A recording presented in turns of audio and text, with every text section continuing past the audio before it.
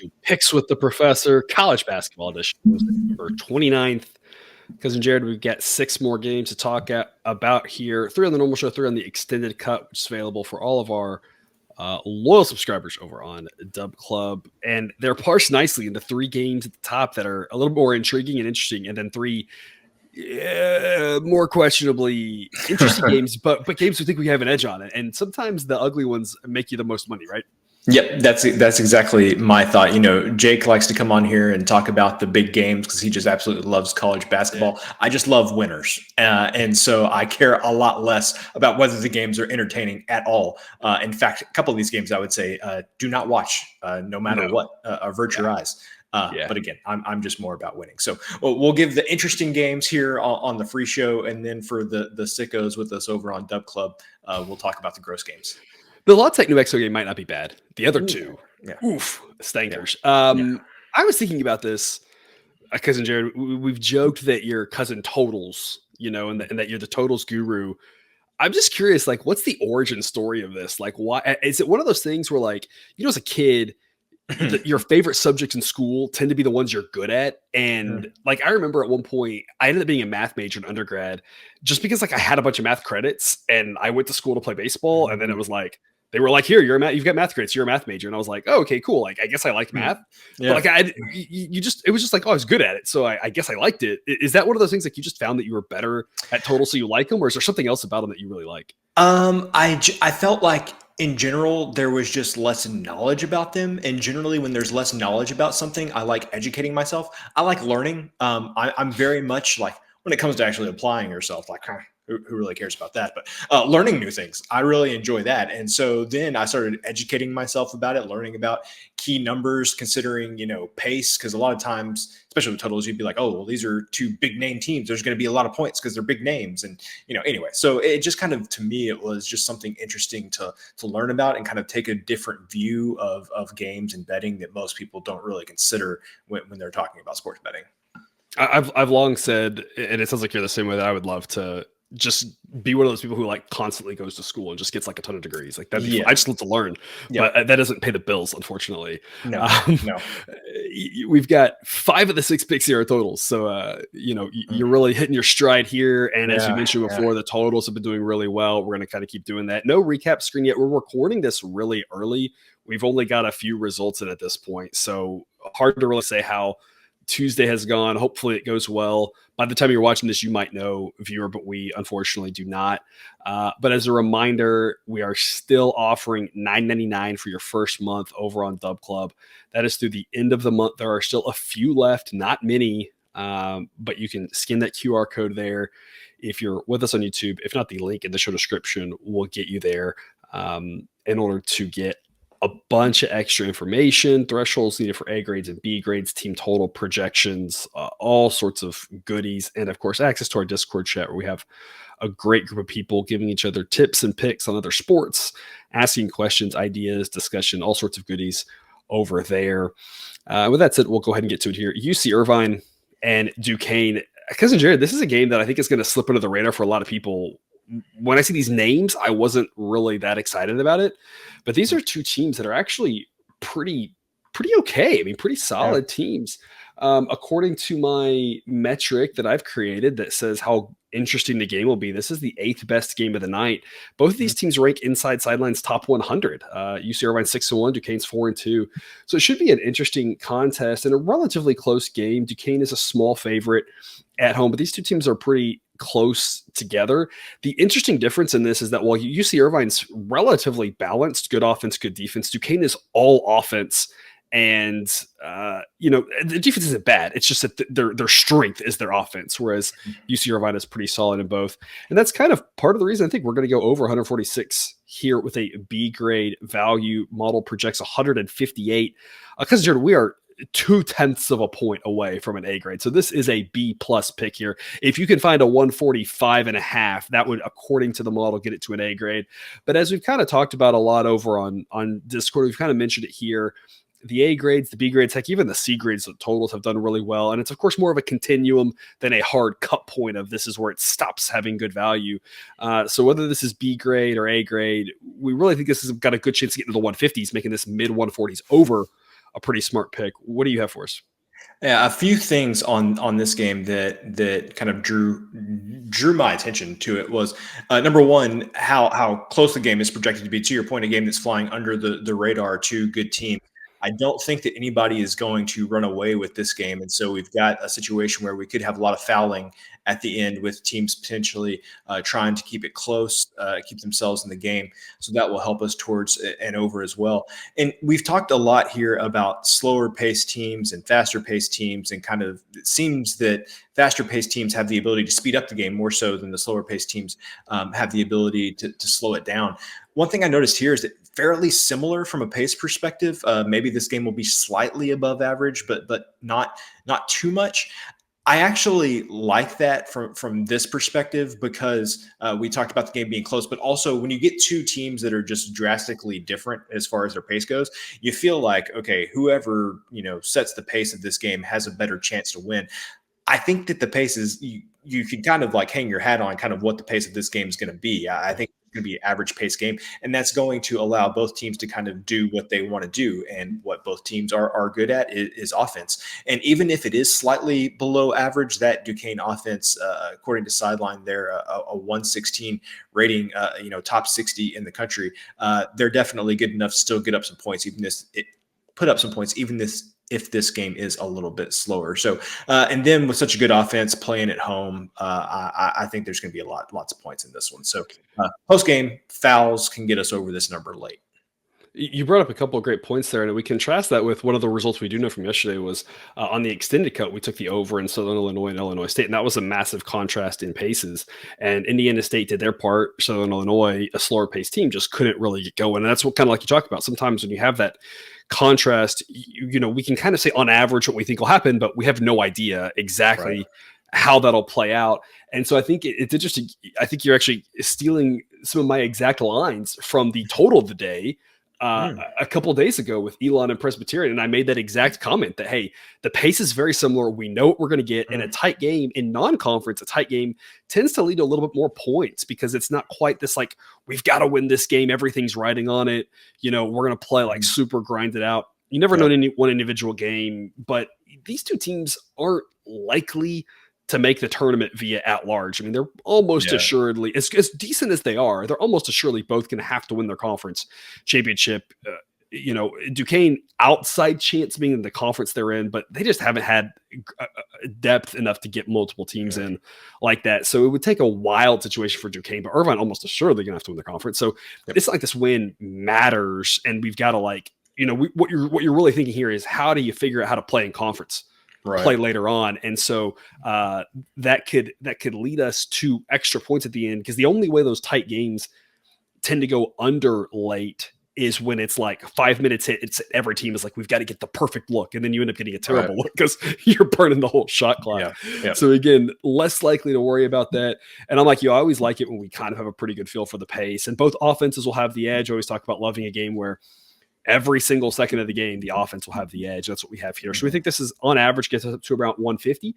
So over 146, B plus value, which takes us to the game of the night, Tennessee and North Carolina. Tennessee hanging their hat on that number one rated according to Sideline defense. North Carolina, a top 10 offense. These are two really good teams. It should be a fantastic game.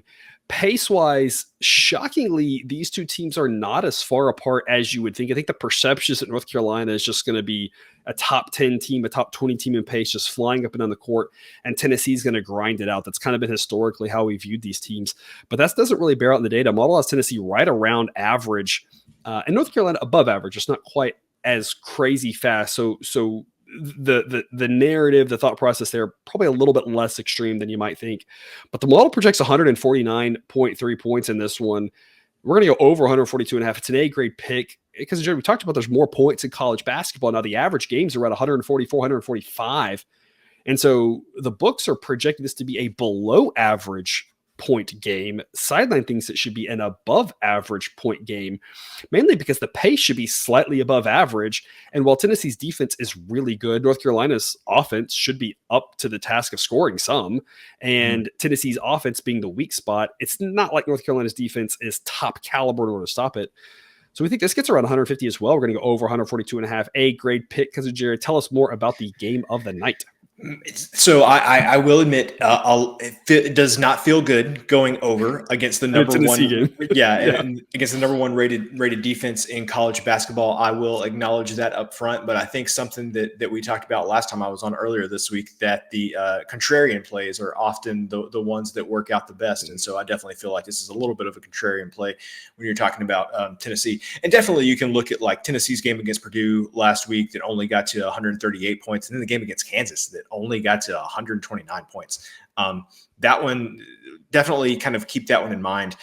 That was at the end of a tournament, I believe. And so playing Maui. And so lots of games and lots of days. So maybe, I don't want to say discount that, but kind of keep that in mind. They were probably playing their third game in 3 days at that point. But I want to talk more about North Carolina, because I remember specifically watching the entire North Carolina, Northern Iowa game.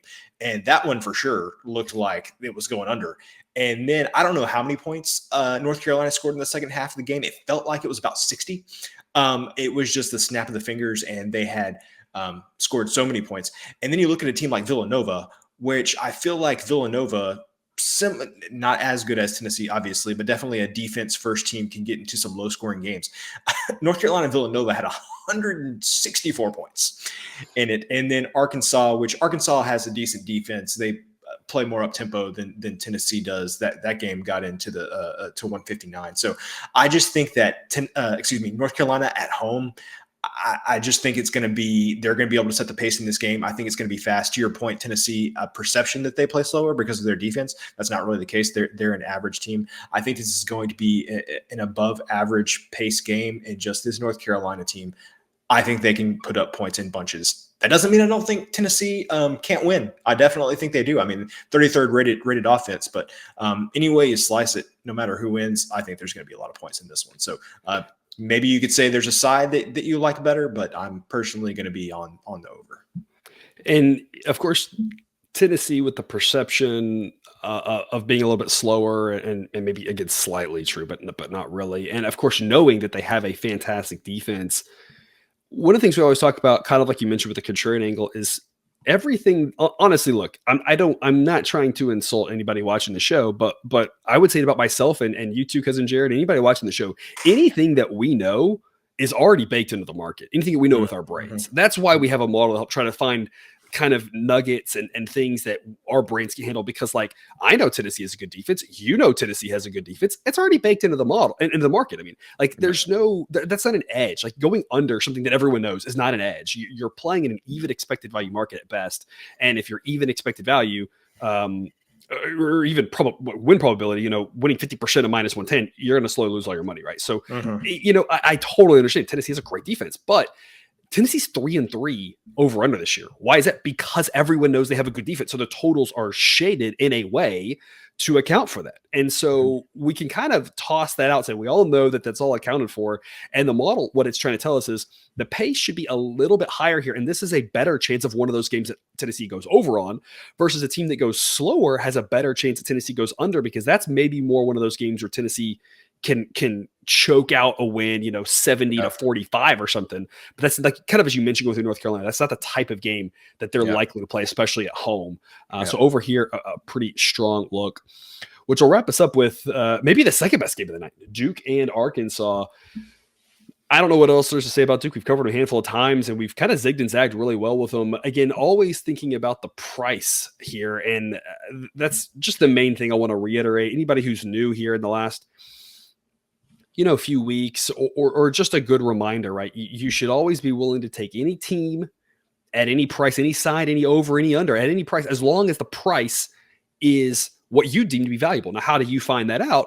That's the $1 million question, right? And that's where we have a model to help us try to identify that. But however you, viewer, go about doing that, that's my challenge to you. And it doesn't have to be exactly what my model says, but try to find the price that you think makes it a worthwhile investment.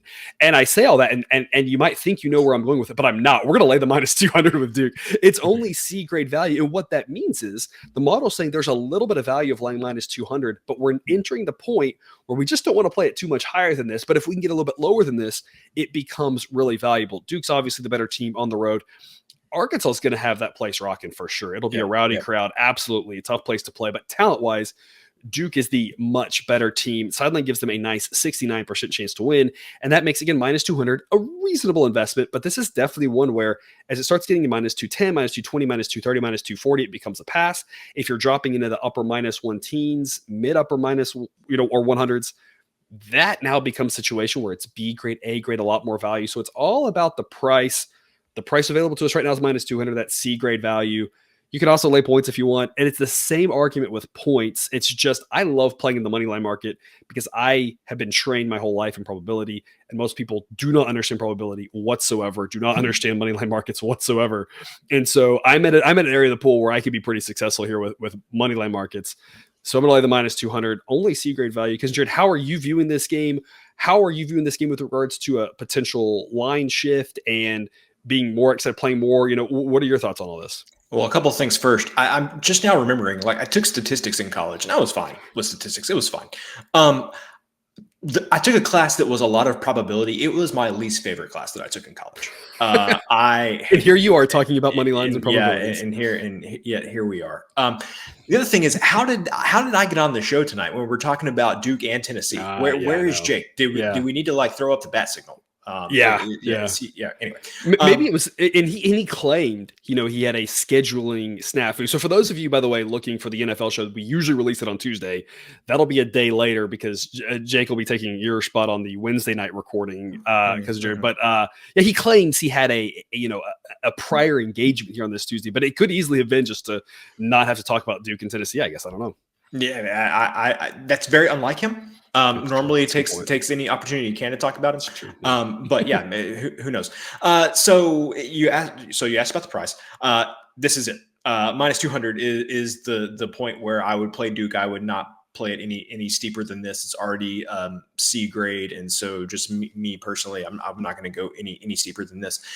For me, this is more okay. I mean, look at the numbers. Duke's a good basketball team. Like, don't need to, not breaking any news there. And I also like that they've been tested playing Arizona and Michigan State so far this season. Of course, nothing to write home about the past couple of weeks against the lower tier competition, but really like how they played in those two games, beating Michigan State in a close loss there to Arizona. For me, this is more a fade of Arkansas, and definitely scary, because they've lost 3 out of 4, but like you said, that place is going to be going. I'm going to assume they play at like Walton Arena. No idea. Just going to guess that it's called Walton Arena. I'm just throwing that out there. But I think that's right. Yeah, but they've lost 3 out of 4. The game they won was against Stanford. I remember that because we were on Stanford in that game. And Stanford just has not been as good as what Sideline has thought Stanford would be. And Stanford still had so many chances to win that game. It just couldn't do it. Yes. And Arkansas was favored by 6.5. Yeah, and so where I'm going with that is Arkansas has lost 3 out of 4, and the one win they had over Stanford, I am not extremely impressed with.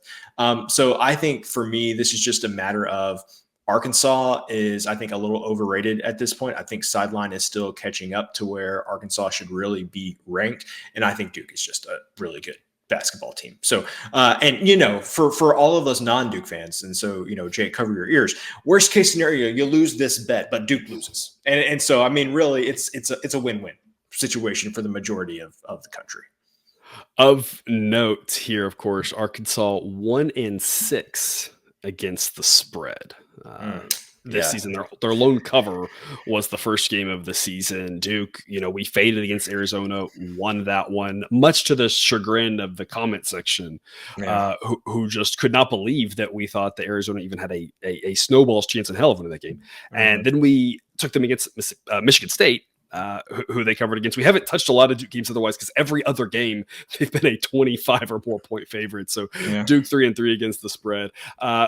We talk about numbers like that. I don't tend to think they mean a ton in general. The market, just like the model, is adjusting, right? The model sees something, and if it's high on a team and it sees something, it will then adjust. Obviously, the question is, has it adjusted enough? But you'd ask the same question about the market, right? A team like Arkansas 1-6, well, the market's adjusting. Is it adjusting enough? That's, again, another $1 million question. And that's why we always say we have to find our own price that we think is worth it. And then we evaluate what the market has, and we say, whether we're willing to go into it. You say minus 200 is your stopping point. I tend to agree with that. Any higher than that, you're just risking too much for not enough return. We always say that we want the return to be worth the risk.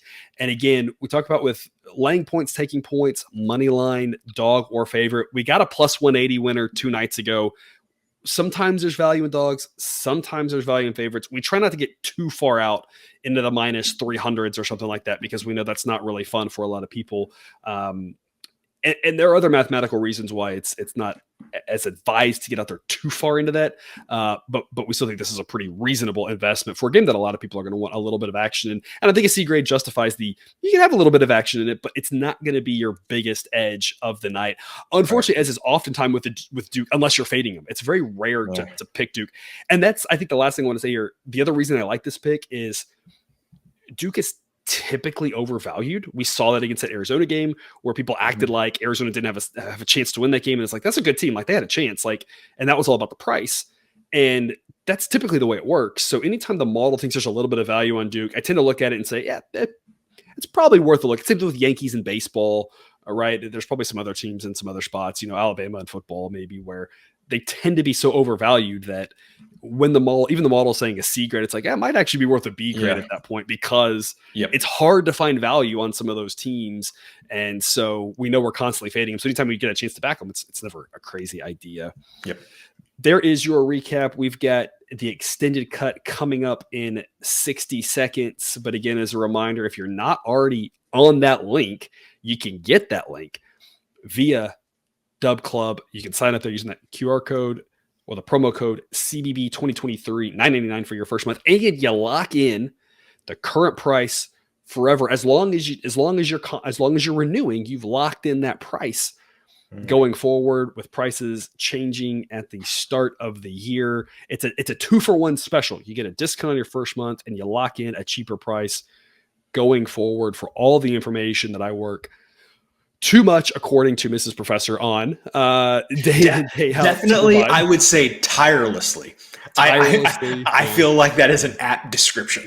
Yeah, and every time I get something where it's good, it's like, okay, now what's the next thing we're going to add, right? It's constantly trying to provide more things for everybody. So again, a great value, in my opinion there. Cousin Jared, any parting words before we get a 60-second water break? I know everybody's used to seeing me on the college football show, and you may be thinking to yourself, what are we going to do next week? Well, maybe a potential surprise for next week, I might be on the NFL show. Yeah. And the only reason exclusively I might be on the NFL show is to talk Army-Navy, because why else would I want to go on an NFL show?